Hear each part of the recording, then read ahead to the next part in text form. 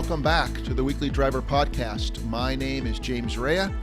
I'm an automotive columnist for Bay Area News Group, and I am the publisher of the website www.TheWeeklyDriver.com. My colleague and friend is Bruce Aldrich, and today we have on a special guest, Michael McHale, who is the Director of Communications for Rivian.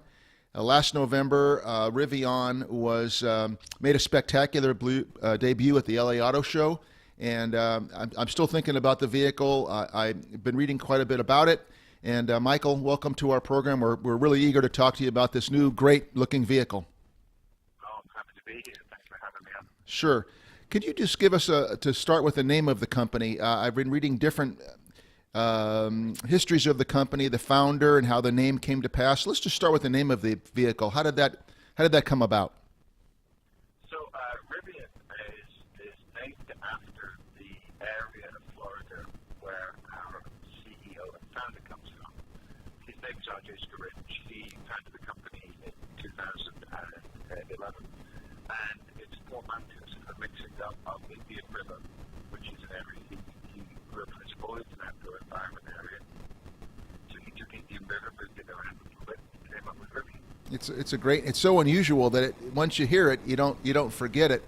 That's right. So you folks have the two vehicles that are both very unique looking. The SUV, and I know you're not calling it an SUV, but the SUV and the pickup truck. So identify those two vehicles for us, and just give us an overview, if you would, about the two vehicles and what you guys had in mind when you came up with this.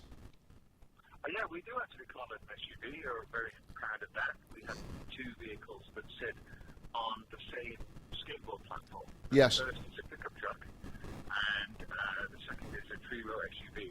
The pickup truck is almost a full-size half-ton pickup truck, and the SUV is a large three-row SUV, similar to, you might say, a Q7 or something like that. Yes. They both sit on the same platform, which is, we call a skateboard. It's a fully electric skateboard platform.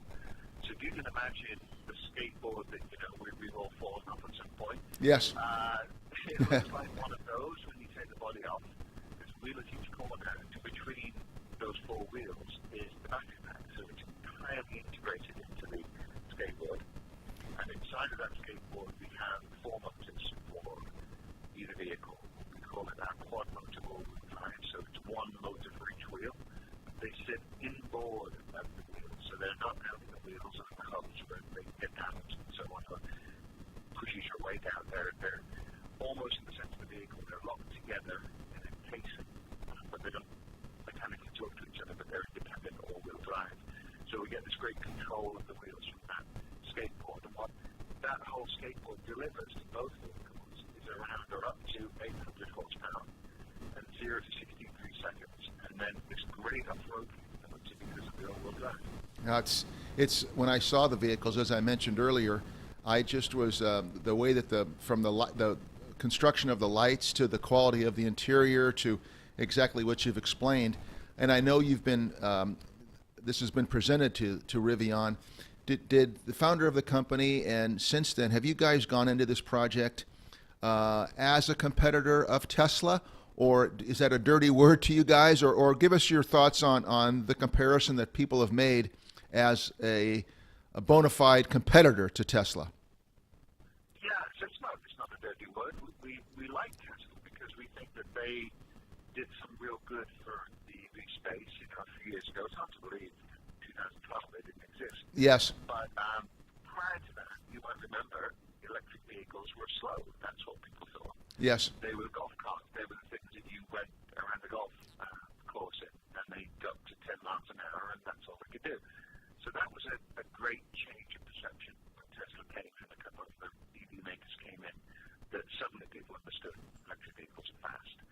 And, they're better for the environment, and that's our long-term goal. So the more electric car companies are around, the quicker we move to electric power, the more we like that. So nothing against Tesla, we think they're great. But we're slightly different. Yes. So our vehicles are in what we call the adventure space. And in that space, we will do things with electric vehicles that other companies have not yet done. We'll show you can get them wet.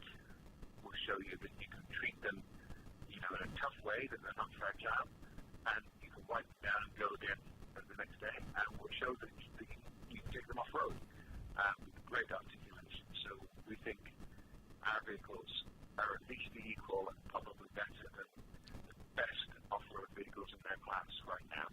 So that's great. So if you look at Tesla, we like them. It's great. They've brought the EV industry in a long way, and now it's up to us to take our space in that EV world, our space in the car world, and do what we can with it.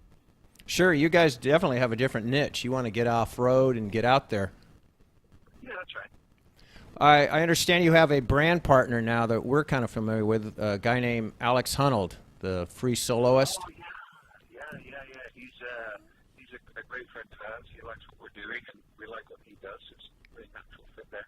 We interviewed him about a year ago, and we like to think that we kind of put him on the map. Really? Oh, that's great. Yeah, Not really.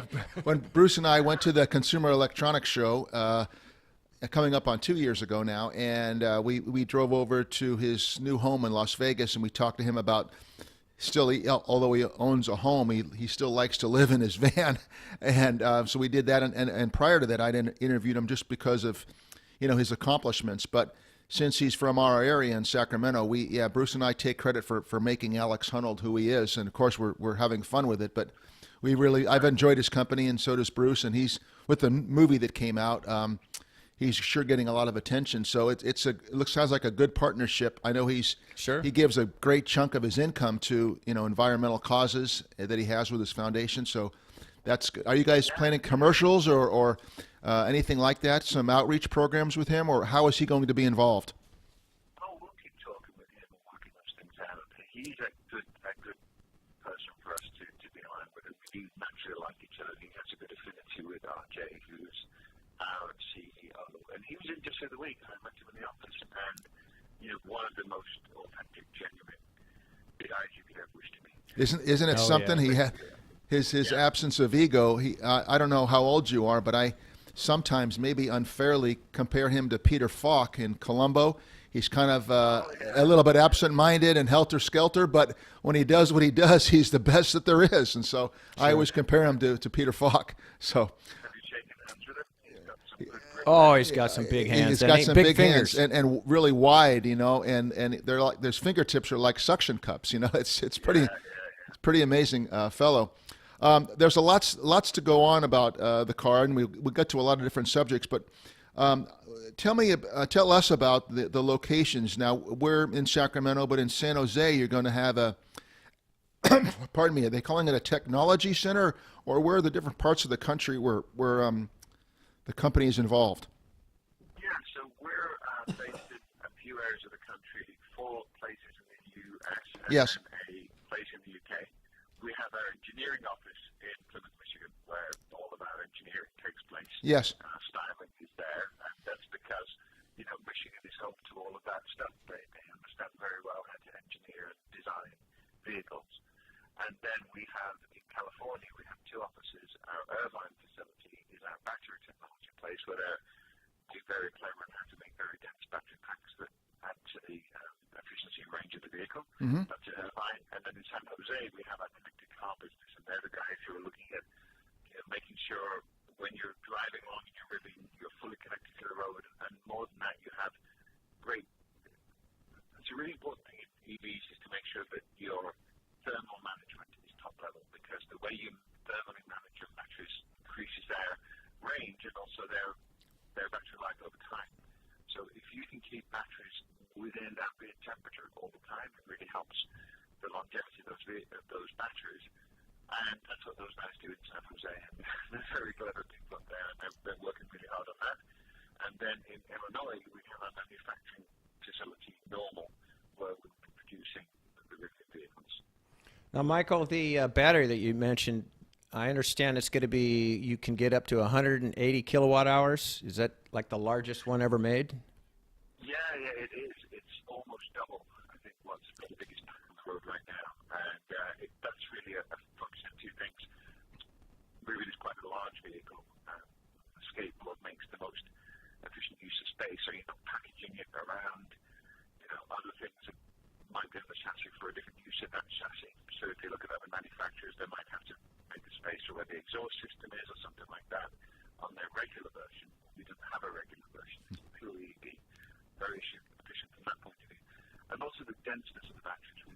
batches very tightly together because we have this very clever cooling system. It means we can put a lot of energy into the system. So yes, up to 150 kilowatts.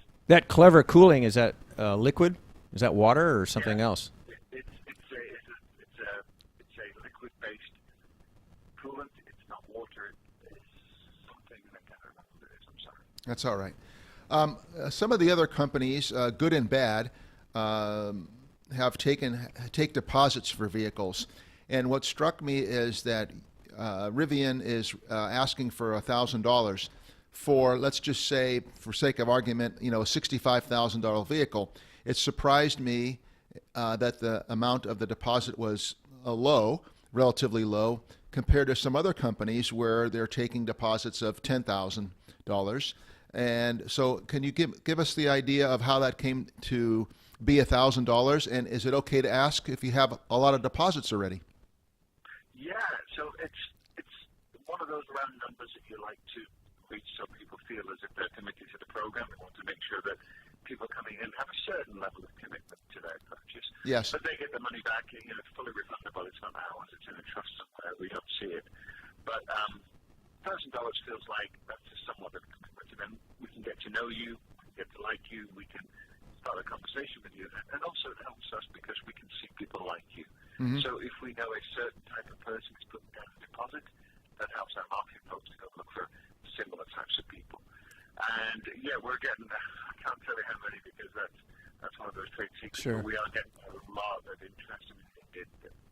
Phenomenal amount of interest in the vehicle line. The Weekly Driver podcast gets support from AmericanTrucks.com. Visit www.americantrucks.com. Not only do you have a good-looking vehicle, but it's eco-friendly, obviously, being electric. And then you're also going down the autonomous route, right? And there's supposed to be level 3 autonomy when they're built. Yeah, that's right. The vehicle will come out with level 3 autonomy. It'll have a lot of clever features, such as our off-road mapping system, where if a Rivian goes on an off-road trail, Rivian will map the trail, know where it is, and then be able to send that map to other Rivians. So if you're on an off-road route somewhere in the country, every other Rivian will know that off-road route and then can follow it in the level 3 semi-autonomous way. Wow! And can you describe what level 3 autonomy is? Yeah, it's hands off, but be aware. This is the easiest way to look at it. So level 1 is sort of a little bit of braking assistance. Level 2 is keeping you in lane. Sure. Level 3 is you can hands off, but you need to be there. And there's need to be a steering wheel. Level 4, then maybe there's no steering wheel. Level 5 is complete, self-driving. But level 4 and level 5 are a long way away. I think that we are starting to understand that now. It became one of those talking points for 2 or 3 years, self-driving cars.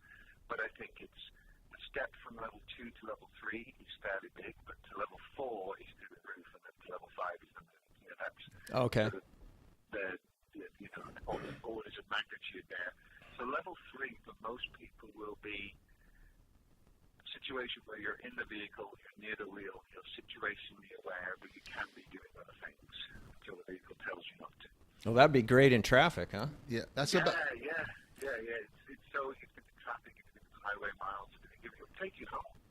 Level 3 will take you home. Wow. As long as you're ready to be, should the system, encounter something. That's the way that. Sometimes what happens with other EVs right now in the autonomous space is people think the vehicles can do more than they really can, and that's why you see those headlines sometimes. Sure. Right. I really like the way you described it because you said it all the different levels very succinctly, and even I understand it now. I think more than I did 5 minutes ago. Michael, the many other things stand out with the vehicle, particularly on the truck side. Can you explain the great compartment that's between the bed and the back seat, and how that came about? And there's a little you open up the compartment and there's a chair there. It's one of the coolest things I've ever seen. And who would have thought that it was in a pickup truck? So what is that called, and how did it come about? Alex Hunnell could sleep in there. Alex will sleep in there. I'm thinking he'll like it. Go ahead. Right, he might be just big enough to do that. Yeah. But you've done your homework. That's good. Yeah. So that compartment we call the gear Yes. But essentially, if you can imagine in your mind, it sits or it's placed beneath the rear seats, slightly to the rear and then below the rear seats in the cab. It runs from one side of the vehicle to the other. It's like a pass-through area. Yes. Because if you think about it, it's an electric vehicle. It doesn't have any mechanicals running through that area. That frees that space up. So suddenly we have the space to use. And when we looked at trucks, you look at the way people use trucks, it's one of the most popular forms of vehicle configuration in the U.S., but there are some downsides. If you have a bed, that's all you have. So if it rains, there's nowhere to put your stuff. Yes. Other than on the back seat, if it's a two-row, and it's very limiting.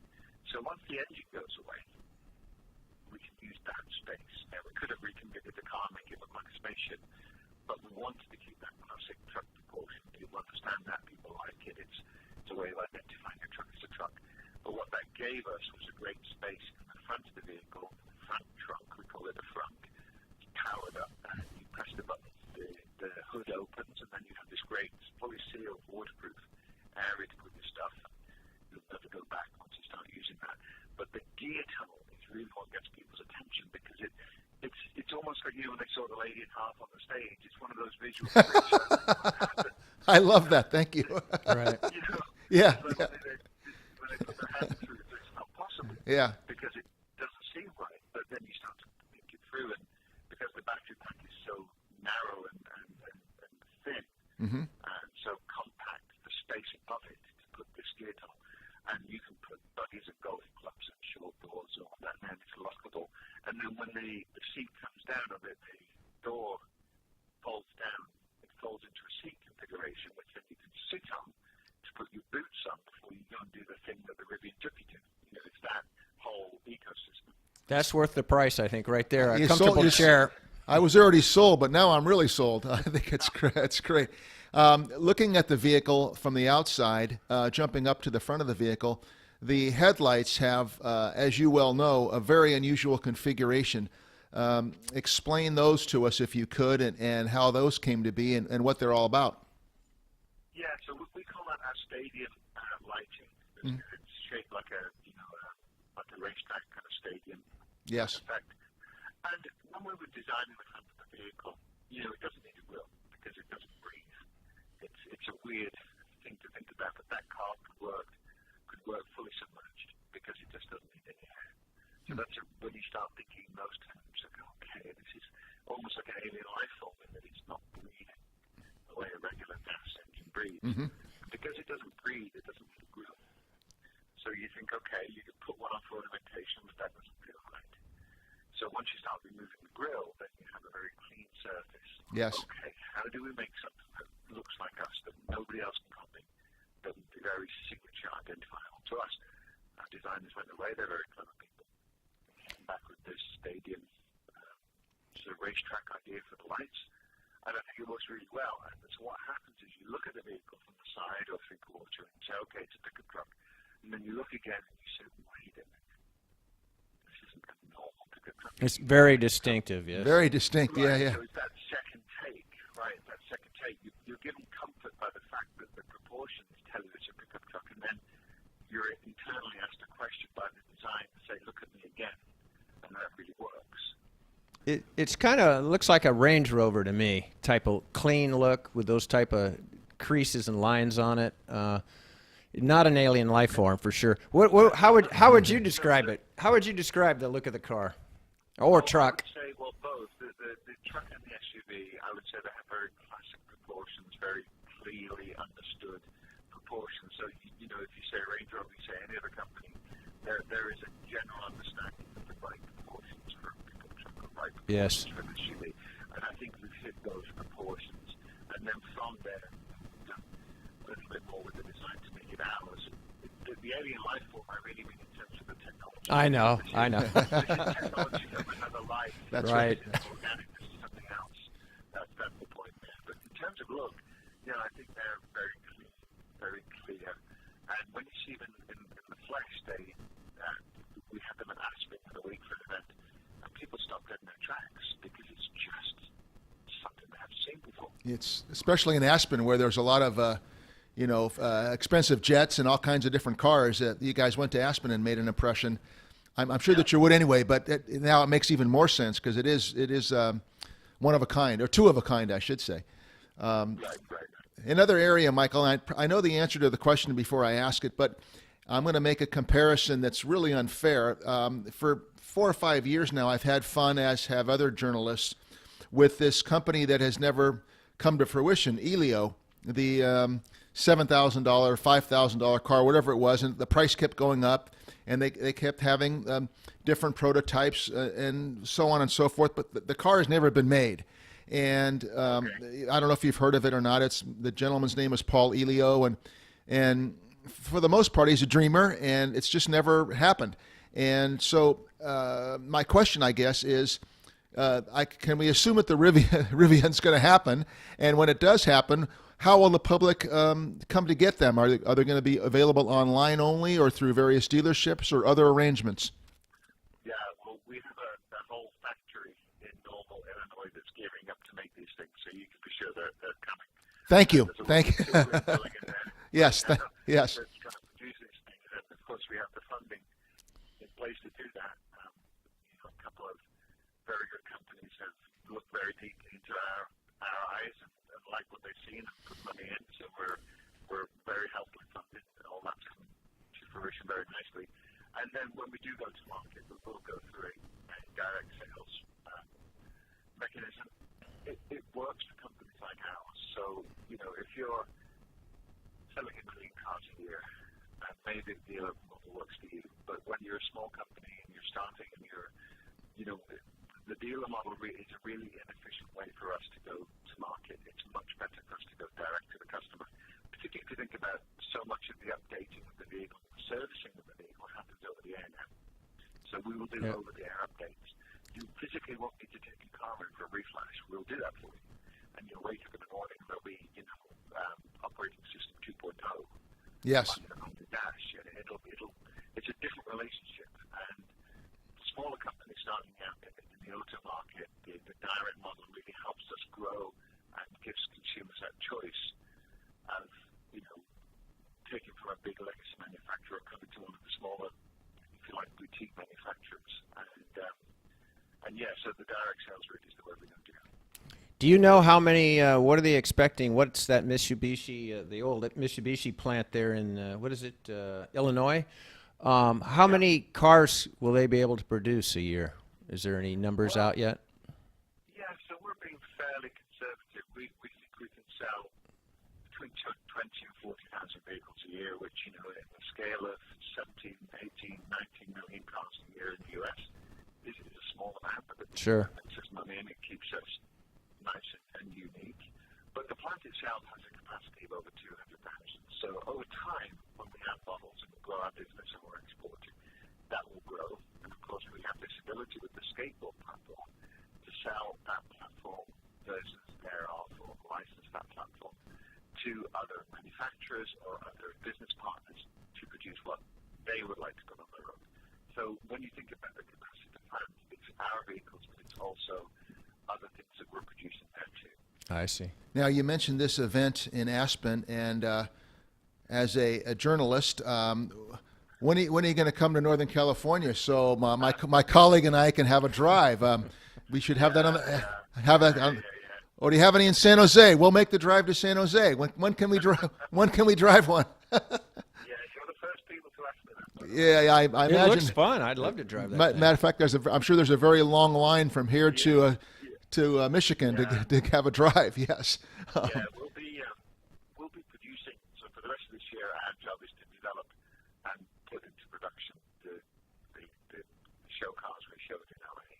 Yes. We're doing that all the way through this year, and probably by the end of this year, beginning of next year, we'll have something that's very representative of the final product in terms of drive. So that what you saw in LA and what you can see online is very representative of the way the car will look and feel, and colors and design. That's all there.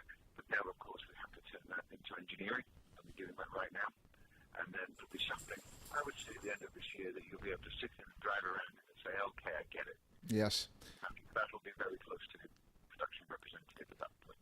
Bruce wasn't able to make LA this year, but when I did a podcast segment down there, I talked to one of your colleagues, and I made the mistake, and I'm going to have a joke with this. I made the mistake of reaching in and touching the console or the dash, and one of the young women who was there scolded me in a very nice professional way, and I took what she said seriously, because it was she was protecting the vehicle quite well, and I made the mistake because it's such a, it's like a magnetic pull. You want to touch that beautiful console and the dash, but I was reprimanded, so I just thought I'll give you an insight into that. Yeah. So we, the car industry, when you do these big shows, Yes. typically you hire people to do it. They're outside agencies to come in, and Yes. the people on the stand don't particularly work for your company, and next week they're working for another company. Yes. Well, on our stand, we brought our own people in. So that stand was staffed by engineers and designers and tech people and,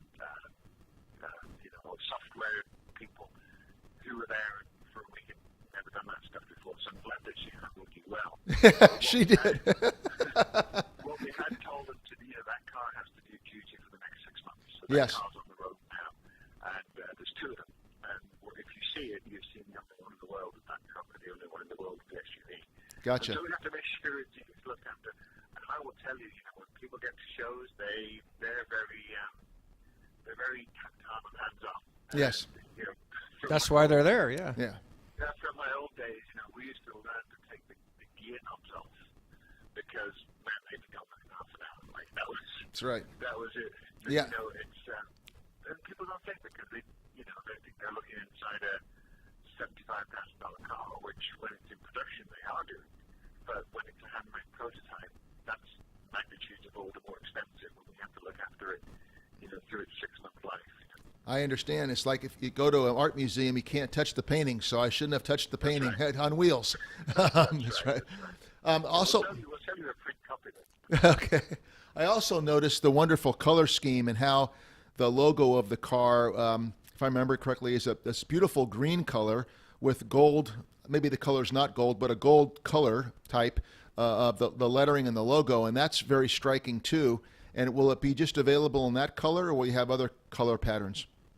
Well, the vehicle colors will be the usual range that you get on any manufacturer, but the badge, I'm trying to remember the name of the yellow, it's called ochre. It's some yellow, and it's Yes. very beautiful. Yes. Very striking. Yes. The attention to detail that has gone to this brand. I joined the company last year, and for the first 2 weeks, I could not get over the level of detail that this company has gone to in every aspect of what it does, including that beautiful 3D logo that, by the way, represents a compass. Oh, So okay. if you look at it, and Yes. if you're on a mapping system on your computer that has that sort of diamond-shaped logo that tells you north, south, east, and west, Right. that's the point. So it's supposed to just be representative of travel and adventure and movement. Very, very good at this. These guys are the best in the business at this stuff. Yes. And that's why you remembered it, because they did their job. That's right. Right. Absolutely right. Michael, could you go over the pricing of the two vehicles? Yeah. The only thing we've announced right now is base price. So the R1T, the truck, has a base price of $62,500 after federal tax credits, so $69,000 before, and then the SUV has a $65,000 base price. If you don't qualify for federal tax, that's $72,500. And so, really, in terms of premium, high quality, large vehicles with that kind of performance, that's a pretty decent price, to be honest. Yeah, you're quoting 0 to 60 in like, what was it, 3 seconds? 3 seconds. Yeah. 3 seconds. Yeah. And with the biggest battery at 420 miles on a charge, something like that. Yeah, 410, something 410, like that. yeah. 410, yeah. And, if you look at most people in their day, they do 60 to 80 miles on average in a day, over a week or over a month. So a 400-mile range is 2 to 3 to 4 days worth of driving before you have to recharge. Yes. And it's a different way of thinking about vehicles. So if you go home at night and you have a gallon left in your tank, when you wake up in the morning, you still have a gallon left in your tank. But with an electric vehicle, if you go home on a quarter charge, you plug it in, you go to bed, you wake up in the morning, you're a full tank That's right. Yep. Different way of thinking about it. It's when you're driving on the highway and you're down to your last 10% and you put half an hour's worth of charge on the vehicle, you add another 200 miles in 30 minutes. So it's a very livable system. It's just a different way of thinking about how you replenish. It's like phones. We do it every night without thinking. We come in, Yep. charge the phone.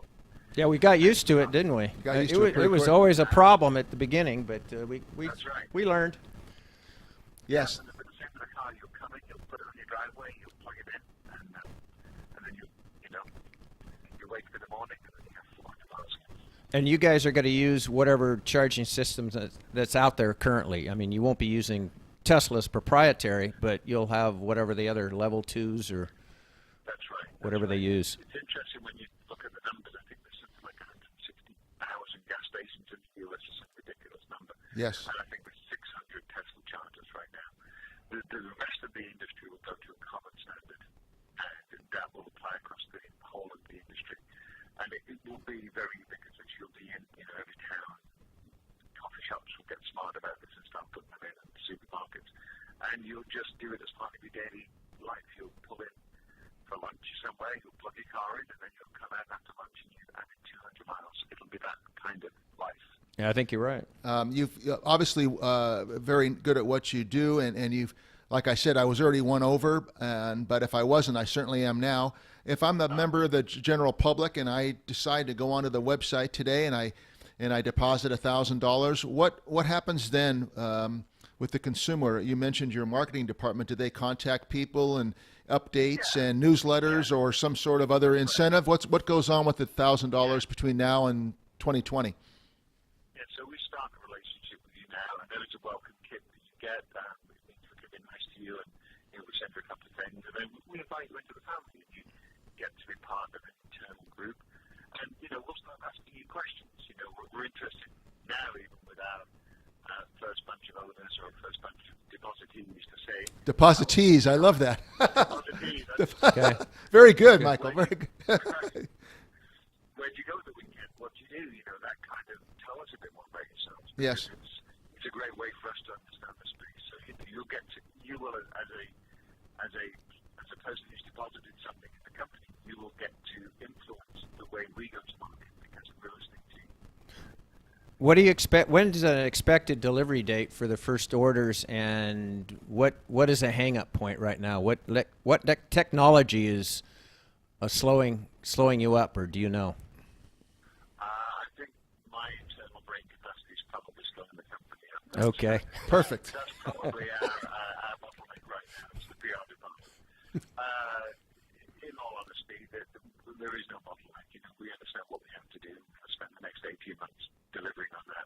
And the vehicles come into production at the end of 2020. So you'll be able to get them round about that time. Great. Thank you. Well, Michael, thanks for the last 35 minutes on the Weekly Driver podcast. I think it's fantastic, as you know, and I'm sure many other people, although you can't tell us the number, I'm sure it's really doing well with pre-orders and deposits and all those good things. So thank you, Michael McHale, the Communications Director for Rivian, for being our guest today on the Weekly Driver podcast. We very much appreciate it. Thank you. Thank you, Michael. The Weekly Driver podcast gets support from AmericanMuscle.com, your late model Mustang and F-150 authority, bringing you the hottest products and top-notch customer service for over a decade. No one makes it easier to modify your ride. Visit AmericanMuscle.com today